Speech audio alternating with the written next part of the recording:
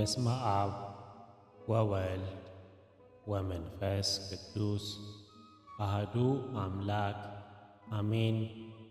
ተአምር ለቅዱስ አቡነ እጨጌ ዮሐንስ ዘጎንድ ተክለ ሃይማኖት። 11ኛ ተአምር ለአንዲት ወፍ የምትሰግድ ሴት የተደረገ ተአምር።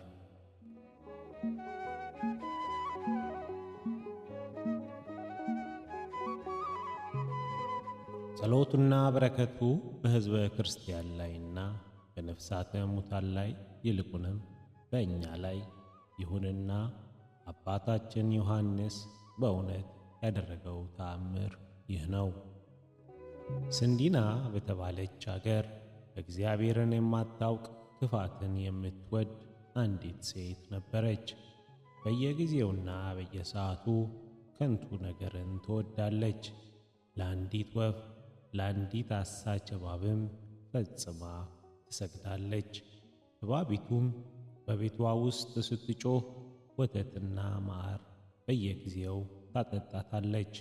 ለወደፊቱም ክንፏን የአፏን ቃል ስትሰማ ሥጋ ታበላታለች። አባታችን ዮሐንስም የዚችን ሴት እባብና ወፍ ማምለኳን አውቆ በሰዎች ሁሉ ኃጢአቷን ገለጠባት። በማግስቱም ወደ እርሷ መጥቶ በመንገድ መካከል ቆመ። ጥላውንም በቤቷ ላይ ጥሎ ገሠጻት። በቁጣም ቃል እንዲህ አላት፣ እባብንና ወፍን በማምለክሽ ሥራሽ የተበላሸና የጎሰቆልሽ ሴት ሆይ ከቤትሽ ውስጥ አምልኮሽን አውጪ። የዲያብሎስ መልእክተኛው የሆነች የእባብን ጎዳና ተይ። ብቻዋም ወፍም እንደ ተጣለ የኦሪትን በድን ትሁን። በወፍና በእባብ አንቺን ማምለክ ከንቱ ይሁን። ኀፍረትም ከቤትሽ ውስጥ አወጣለሁ፣ ለሀገር ሰዎችም ሁሉ አሳያቸዋለሁ። እነዚህ እባብና ወፍ ከማምለክ ትተሽ እስክትመለሺ 3 ቀን ሰጠውሽ። ትእዛዜን መስማትን እምቢ ብትይ ግን እነሆ ነገርን ነገርኩሽ፣ እወቂም አትበደይም። ይህንንም ሁሉ አባታችን ከእርሷ ተሰወረ። ከዚህም በሄደ ጊዜ በቁጣ ስለተናገራት ፈርታ ደነገጠች። ለሌላኛይቱም ልትነግራት ከቤቷ ወጣች። እንዲህም አለቻት፣ ወዳጄ እህቴ ሆይ የሚያስደንቅ የሚያስደምም ነገር ከጻድቅ አፍ በተግሣጽና በቁጣ እንዲህ የሚል ቃል ዛሬ ሰማሁ። ቃሌን እመኚኝ፣ ከቤትሽ ኀፍረትን እገልጣለሁ። ዝግጁ ሆነሽ የሰው መዘባበቻ አትሁኚ። የነገሬን ቃል መስማት እምቢ ካልሽ በሰው ሁሉ ፊት ሕቡ ሥራሽን አሳያለሁ። የተሸሸገው አምላክሽን ወደ ውጪ አወጣዋለሁ። ሌላኛዋም እንዲህ አለቻት፣ እህቴ ሆይ አትፍሪ፣ ስለዚህ ነገርም አትደንግጪ። ይህ ጻድቅ ማለት ሰይጣን ማለት ነውና የተሸሸገውና የተገለጠውን አምልኮሽን አትተይ። እርሷም መልሳ እንዲህ አለቻት፣ እህቴ ሆይ በረከትን ያጣሁና ከአምላኬ ሌላ በማምለክ በሥራ የጐሰቈልኩ እንዳልሆን ነይ ወደ ቤቴ እንሂድ። ያቺም ሌላኛይቱም ከእርሷ በቀር ለባሏ እንዳትናገር ዝም